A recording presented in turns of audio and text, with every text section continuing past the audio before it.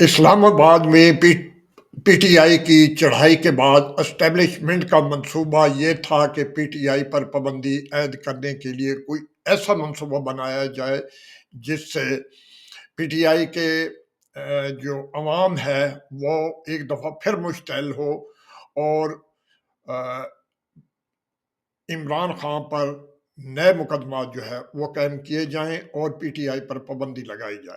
इमरान खान को यही वजह है कि मंजर से हटाया गया, उन्हें पर्दे के पीछे रखा गया ताकि अवाम मुश्तैल हो और 9 मई की स्टाइल पर मुश्तैल होकर अवाम सड़कों पर आए, इस्लामाबाद हंगामा करे और एक और चढ़ाई करे और उसके बाद पीटीआई पर पाबंदी लगाई जाए।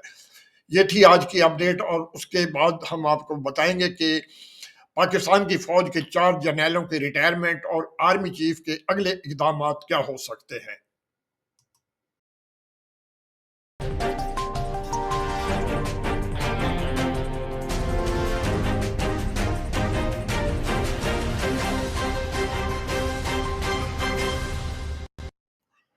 जी हाँ, मैं हूँ फारूक शाह, तहलका न्यूज़ लंदन से। आज की अपडेट पे बात करेंगे। सबसे पहले हम आपको बताएं कि पिछली दफ़ा जो इस्लामाबाद में पीटीआई के कारकुनों ने और वर्करों ने जो चढ़ाई की थी, जिसमें केपी के वज़ीर आला अली अमीन गंडापुर भी मौजूद थे और उसके बाद उनको वहाँ से उठा लिया गया। तो वो अचानक उनको उठाए जाना और फिर उनका पेशावर में जाके असेंबली में नमूदार होना, वो एक तहलका खेज मामलात थे, जिसके बारे में हम फिर कभी एक बहुत बड़ी स्टोरी आपके सामने लाएँगे। लेकिन उससे पहले हम आपको ये बताएँ कि अब एस्टेब्लिशमेंट का चढ़ाई के बाद जो है, कुछ दिनों बाद, 1-2 दिनों बाद हुकूमत ने ये फैसला किया कि बल्कि एस्टेब्लिशमेंट के साथ मिलकर के अगर कुछ ऐसा किया जाए जिसकी वजह से अवाम एक दफ़ा फिर मुश्तैल हो और गुस्से से इस्लामाबाद चढ़ाई करे।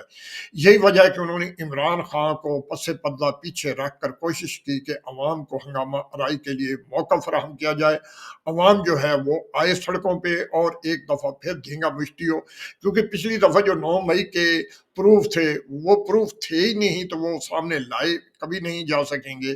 तो अब जो है, अब मुकम्मल तैयारी कस के रखी गई थी कि पीटीआई के कारकुनों को उकसाया जाए, वो हंगामा आराई करें और फिर ये दहशतगर्द जमात साबित करके इसको पीटीआई को कोर्ट की तरफ से, सुप्रीम कोर्ट की तरफ से इस पर पाबंदी लगाई जाए। इसके लिए एक पूरा प्लान तैयार था, लेकिन पीटीआई के वर्करों ने वो इकदाम नहीं किए, जिसकी वजह से अब कोशिश की जा रही थी कि ये जो 15 को हो रहा है, लेकिन पीटीआई के कुछ ओहदेदार जो है उनको इस चीज़ की भनक पड़ी और उन्होंने कहा कि इमरान खान को सामने लाओ तो हम अपना ये एहतजाज जो है मनसूख भी कर सकते हैं। तो उन्हें पता चल गया कि हुकूमत की नीयत जो है वो क्या है, पीटीआई पर पाबंदी लगाने की कोशिश की जा रही है। तो उन्होंने एक खुला रास्ता दिया कि आप इमरान खान की मुलाकात करवा दें, हम एहतजाज जो है वो नहीं करेंगे। लेकिन अवाम इस वक्त सख्त गुस्से में है और वो कुछ भी करने के लिए तैयार है। अगर ऐसा कुछ हो जाता है तो फिर मामला जो है फिर हाथ से निकल जाएंगे। अब शंघाई कॉन्फ्रेंस के मौका पर छुट्टी होगी और जजेस जो है उनसे, लेकिन इस छुट्टियों के दौरान जो है हुकूमत जो है आईनी बिल तरमीम वो जो किया हुआ है, तरमीमी आईनी तरमीम बिल जो है वो सामने लाने की कोशिश करेगी और हो सकता है मुमकिन तौर पर वो अपने मकसद में कामयाब हो भी जाए, जिसके लिए काजी फाइज ईसा जो है उसके भी 50-50 चांस है। अगर बिल पास हो जाता है तो काजी फाइज ईसा एक दफ़ा फिर कौम पर जो है नाजिल हो जाएंगे।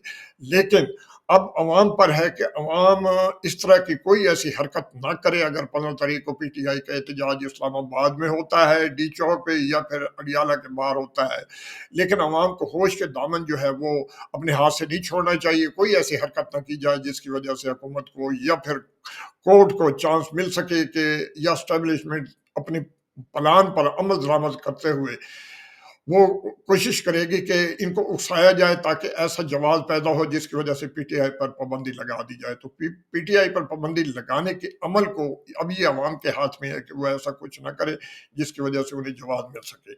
अब चलते हैं हमारे चीफ ऑफ आर्मी स्टाफ, उनके बारे में बात करेंगे कि इस वक्त पाकिस्तान में लेफ्टिनेंट जनरल जो है आसिफ गफूर साहब, وہ ریٹائر ہوئے ہیں، ان کے ساتھ جو ہے ان سمیت آصف غفور سمیت 4 جنرلوں کی ریٹائرمنٹ ہو چکی ہے۔ انٹرنیشنل ذرائع ابلاغ نے آرمی چیف کے آئندہ اقدام سے متعلق قیاس آرائیاں شروع کر دی ہیں، جبکہ اندرونی اطلاعات کے مطابق انٹرنیشنل ذرائع ابلاغ نے پاک فوج میں ہونے والی ریٹائرمنٹ اور ترقیوں پر نظریں جما لی ہیں۔ ایک آن لائن جریدے نے دعویٰ کیا ہے کہ لیفٹیننٹ جنرل آصف غفور سمیت 4 جنرل ریٹائر ہو گئے ہیں اور 3 سے 4 افسران کو لیفٹیننٹ جنرل کے عہدے پر ترقی دی جانے والی ہے۔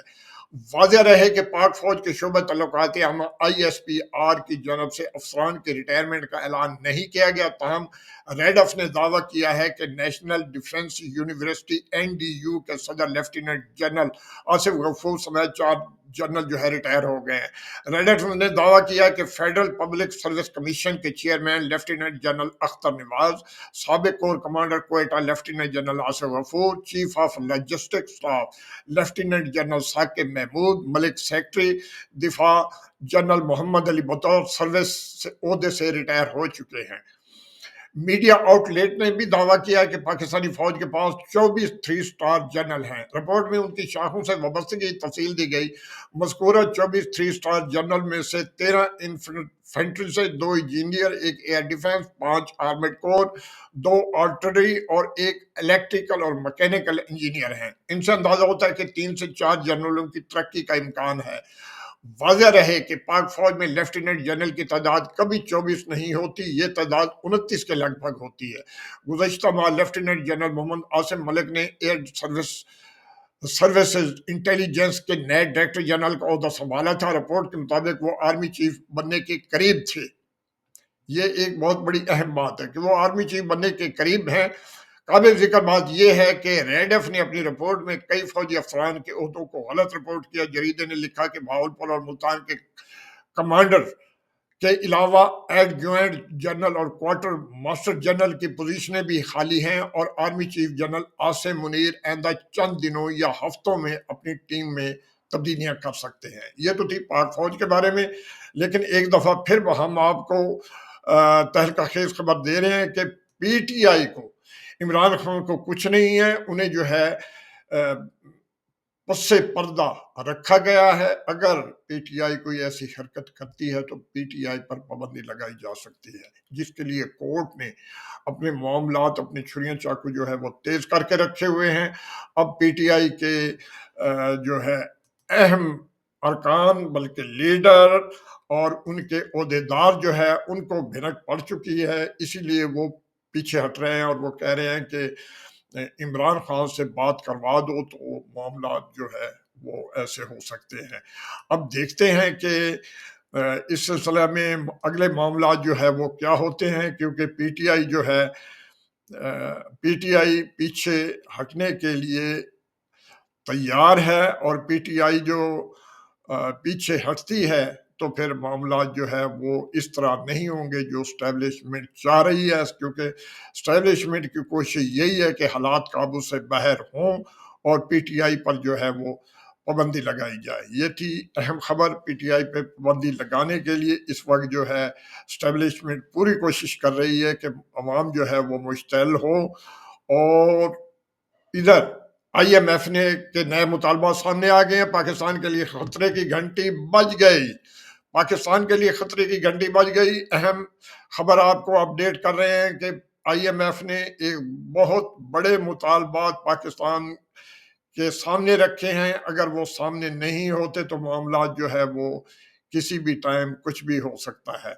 اسی طرح شنگھائی تعاون تنظیم کے جو اجلاس ہے اس کے لیے جو وفد ہے وہ پہنچ چکا ہے۔ شنگھائی تعاون تنظیم کے اجلاس کے لیے غیر ملکی مہمانوں کی آمد کا سلسلہ شروع ہو چکا ہے۔ روس کا 76 رکنی، چین کا 15، بھارت کا 4، کرغزستان کا 4 اور ایران کا 2 رکنی وفد اسلام آباد پہنچ گیا۔ سیکورٹی کے انتہائی سخت اقدامات کر دیے گئے ہیں، اور دیکھتے ہیں کہ شنگھائی کانفرنس پاکستان کے لیے کیا کوئی بڑی خبر لاتی ہے، پاکستان میں اس سلسلے میں کیا اہم جو ہے وہ تبدیلی ہو سکتی ہے۔